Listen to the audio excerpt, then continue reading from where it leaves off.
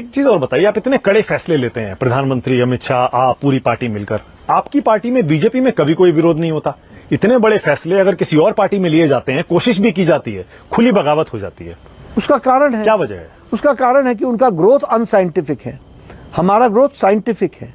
तो जब scientific growth होता है तो साइंटिफिक तरीके से काम होता है। अब देखिए, इतनी बड़ी पार्टी है, एक घर में भाई बहन के बीच के झगड़े होते हैं, लेकिन इतनी बड़ी पार्टी को हम चलाते हैं बाय एंड लार्ज। कैसे चलाते हैं?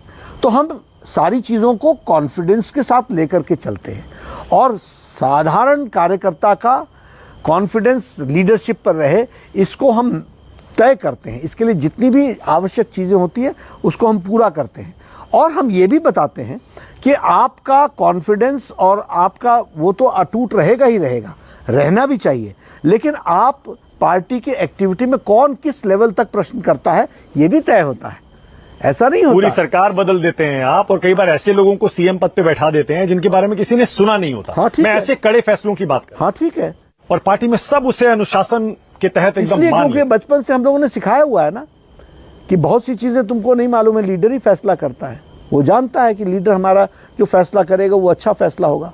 और आप लोग भी बाद में देर सवेर बोलते हैं कि बड़ा जोरदार फैसला किया, हमने तो इस तरीके से मास्टर स्ट्रोक बड़ा यूज ये होता तो है। हाँ, ये तो हमने सोचा भी नहीं था। तो आखिर आप मानेंगे कि लीडरशिप इस तरीके से सोचती है? नड्डा जी, बीजेपी अब काफ़ी बड़ी पार्टी हो गई है, दुनिया की सबसे बड़ी पार्टी है।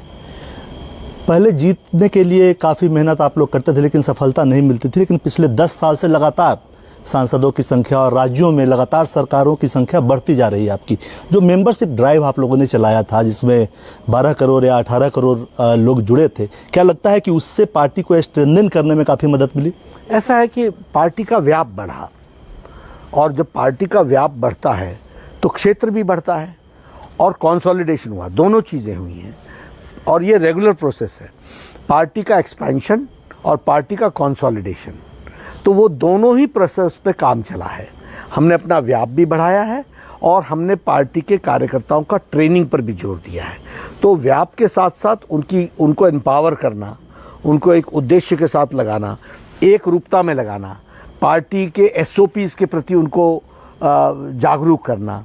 वो एसओपी यहाँ केरल में भी होगा, वही एसओपी नॉर्थ ईस्ट में भी होगा, वही एसओपी महाराष्ट्र में भी होगा, वही एसओपी जम्मू कश्मीर में भी होगा। तो north east, west, south, central सब जगह उन एसओपीज़ को फॉलो करना। तो दोनों चीज़ें हुई हैं, पार्टी का एक्सपेंशन भी हुआ है और कंसोलिडेशन भी हुआ है। और मैं ये कहूँगा ये अनंत प्रोसेस है। जैसा अमित शाह जी ने पार्टी को बहुत आगे बढ़ाया, बहुत स्टेट्स में हम पार्टी सरकार में आई, पहली बार सरकार में आई, लेकिन उन्होंने क्या कहा कि अभी पार्टी को अपना उत्तम काल देखना है।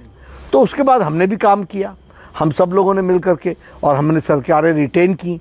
अब हम भी यही कहते हैं कि यह अंत नहीं है, ये कंटिन्यूस सतत प्रोसेस है। हम ठीक है, इस बार हम उड़ीसा में बहुत अच्छा करेंगे, हम वेस्ट बंगाल में बहुत अच्छा करेंगे, ममता को पछाड़ देंगे, हम उड़ीसा में हम क्लीन स्वीप करेंगे, ये सब चीज़ें होंगी। लेकिन हम तमिलनाडु में अभी सीटें ही लाएंगे कुछ।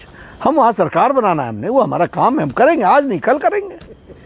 हम तेलंगाना में डबल हो जाएंगे, हम आंध्र प्रदेश में आगे बढ़ गए हैं, कर्नाटक हम रिटेन करेंगे, हम केरल में इस बार अपनी सीटें लेकर के आएंगे, लेकिन हम संतुष्ट नहीं होने वाले।